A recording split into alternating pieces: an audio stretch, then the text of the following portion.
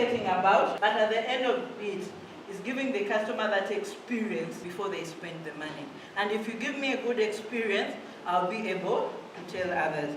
And to tell you a story, I use a Microsoft phone. A friend convinced me to buy a Nokia one time, and he told me the good things. And I went to a Medicom company to buy a Nokia phone. Microsoft bought Nokia, but I have never changed. It's only this year that I got a Samsung, and a friend forced me to get it.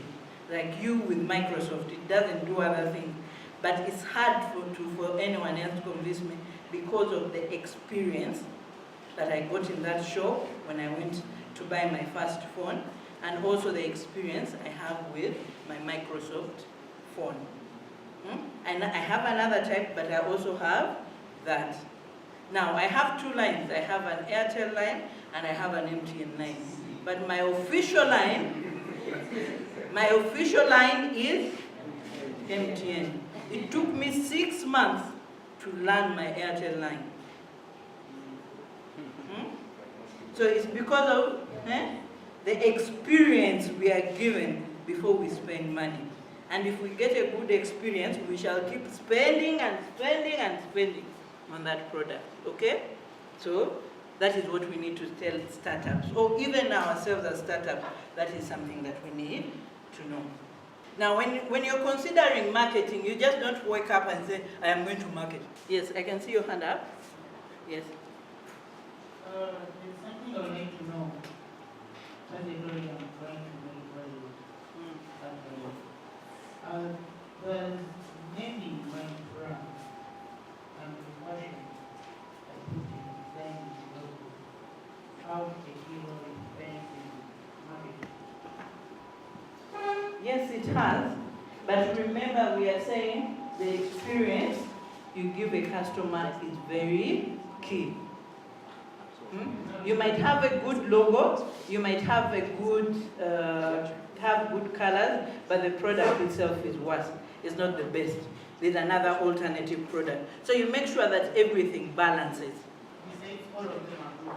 How do I give? You have to balance and give a good product. Guys, all of us, we are consumers of things. We are all consumers, not so. Do you consume ginger? What would you want to tell them about what you'd want with your ginger?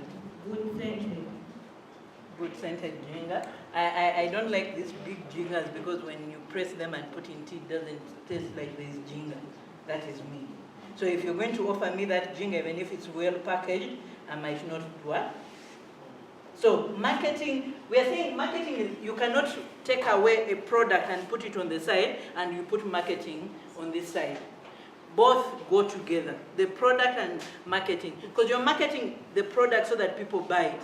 But if the product is not going to give a customer a good experience, will I come to buy it?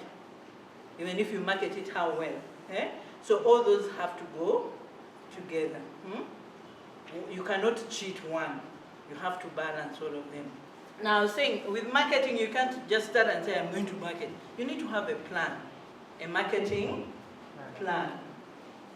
So, a marketing plan is a comprehensive document or blueprint that outlines the company's advertising and marketing efforts for a specific projected period. You need to know that I'm going to market this product. This is how I'm going to market it. Remember, we said activities. You need to plan the activities. Okay? Creating awareness. You need to plan how you're going to create the awareness. The process, we need to create this process. So you need to have a plan for you to be able to do that.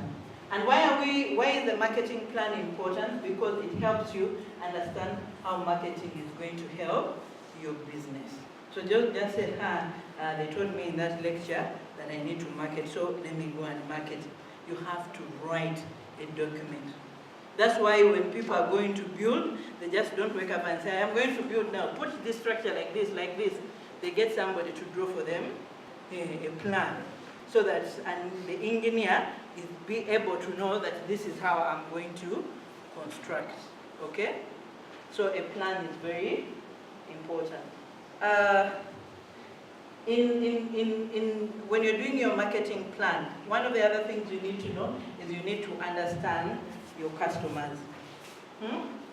And understanding your customers, you need to segment them. And this is done by gender, location, and so on. Now there's that, what is called the BCG Matrix. That is the matrix that was, it's called Boston. Anyone knows about it? Who can help me? Who knows about the BCG Matrix? Please help me. Thank you.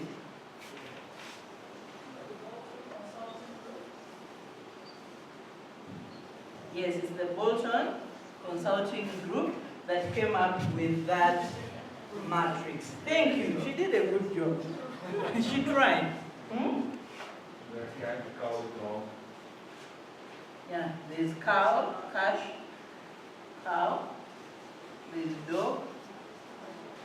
So this side looks at market growth. Now we talked about MTN. And people said MTN, we know MTN because of what? Mobile money. Not true. Yeah. But MTN doesn't do only mobile money. To MTN, their star might be mobile money because it's generating a lot of what? Income.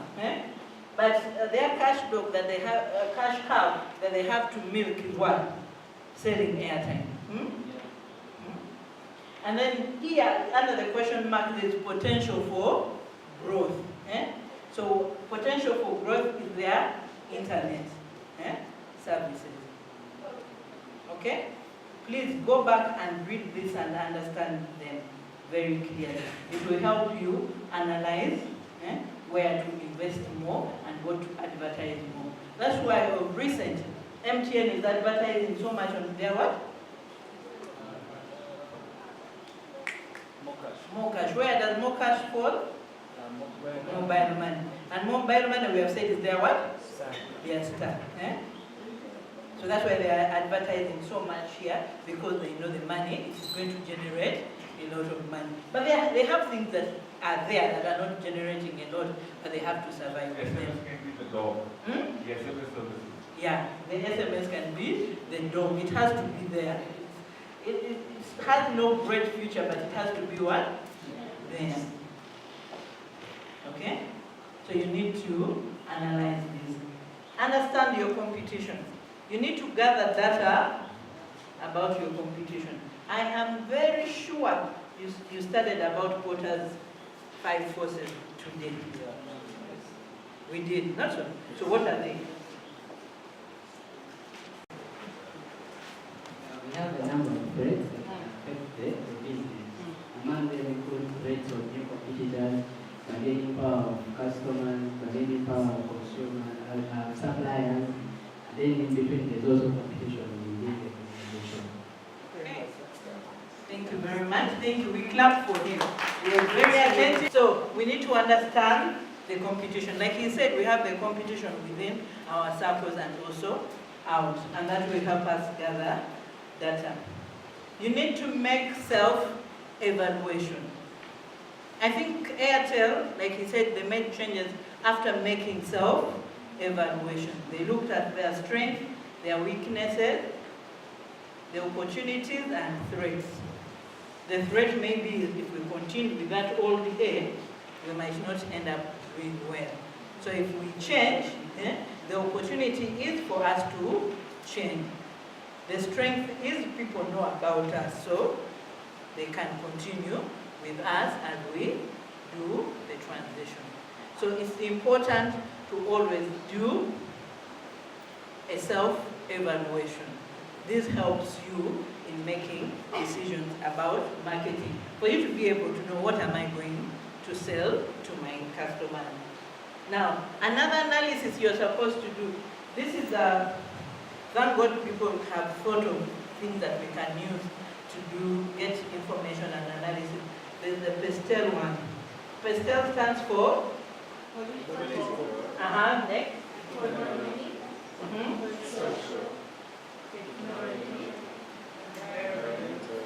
And Lego.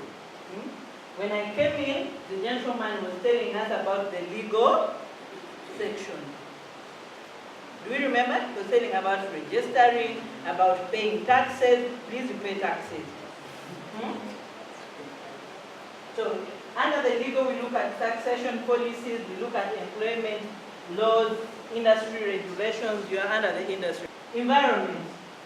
The regulations and restrictions in terms of environmental development, the attitudes of the consumers towards the product or service. You need to analyze this. Now remember, the SWOT analysis is internal within the organization. The pastel analysis is helping you analyze your external environment. All these are important. Don't say, me, I did the SWOT analysis and I am okay. You don't live as an island. So you need to also do that. The technology, those are international influences, changes in information technology. Somebody told me in Silicon Valley, after every 30 seconds, there's an app that is coming up. Those technological changes are happening. I have a friend who has a shop. Long time ago, she used to call us and say, oh, I have brought new stock. Now we hear tit on WhatsApp. Her WhatsApp picture is her company. What is happening? She's changing her marketing strategies and everything because of technology. Technology is influencing some of the things that she is doing. Then social, we look at income distribution, demographic influences, and lifestyle factors. There's a gentleman who told me, if you want to sell your clothes higher, don't go and get a shop around Nachukubo channel. If your clothes are going to cost around 50 or 60,000, no one will buy.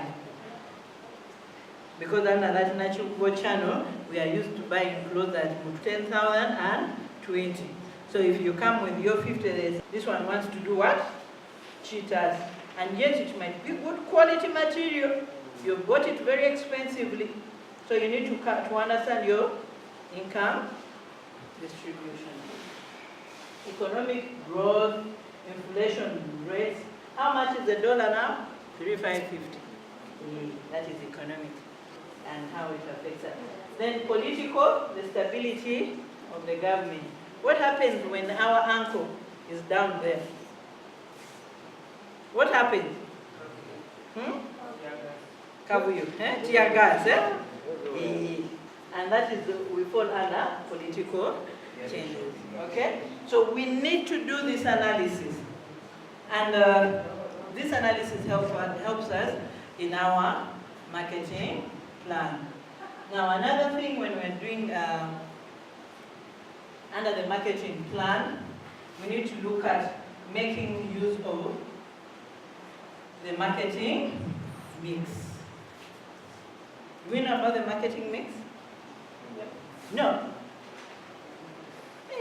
The gentleman who left here, he said, oh, ye of little faith. His answer, yes, we can, was there, and you didn't see. I'm talking about marketing mix, the things are there, and somebody says, no, I need to bless you and pray for you. Should I start praying? Okay, let's continue. The first one is? Product. What is your product?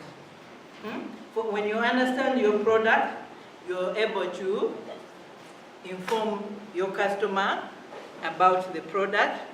They test it. If it fulfills what you told them and they have a good experience with it, then they will keep on. They will tell another person. So what is your product? What sets your product apart from everyone else?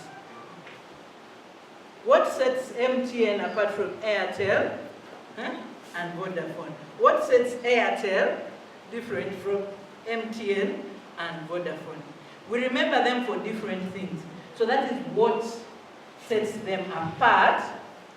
There are some things they offer, almost they offer the same services. But we know them for different things. I think when we look at Airtel, maybe selling airtime is their start. And then What do you think their dog would be? Eh? No.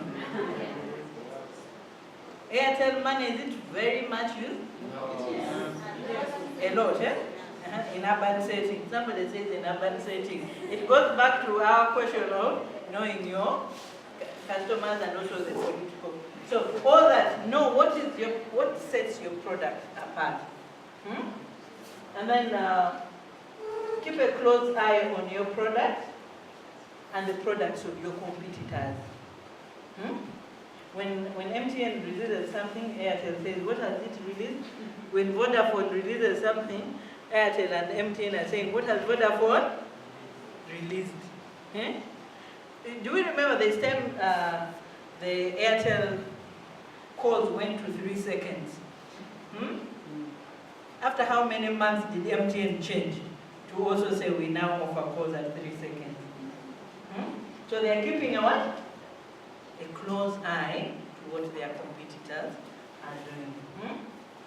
Okay, look at price. Price versus quality. Is your price right for your target customer? Your price sets the value of your product or services. Now I have a friend of mine who works in a corporate company. He knows that his shoes, good shoes, are 250,000. If you take him a shoe which is cheaper than that, he will look at it and say, I think that is China. That's why, because he's a corporate person. Then I also have my friend and even myself, we fall in another category.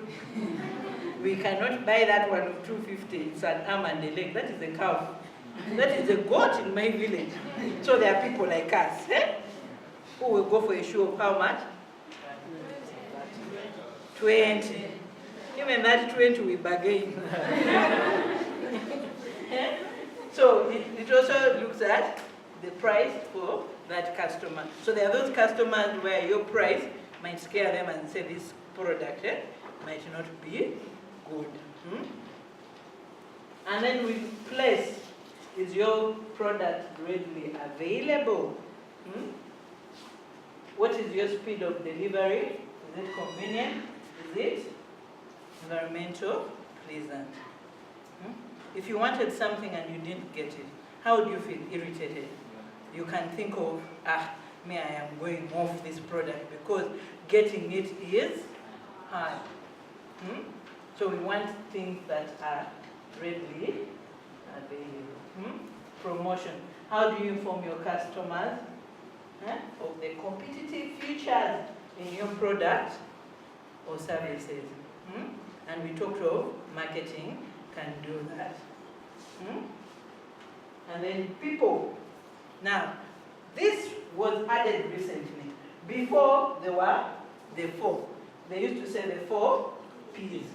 Until somebody, these things keep doing research and they realize, no, there's a person there's something that we have left and has great influence. And those are people. What is skill set of the people or your salespeople? Because they are the people, we are the people who sell the product. You can do all the rest well, but if me, a person who is going to sell it, I don't know, then your product might not. Okay, he wants to add something? Yeah. Thanks, Irene. So in marketing, what marketers generally do is they tie up all these 5 things together in order to market a product.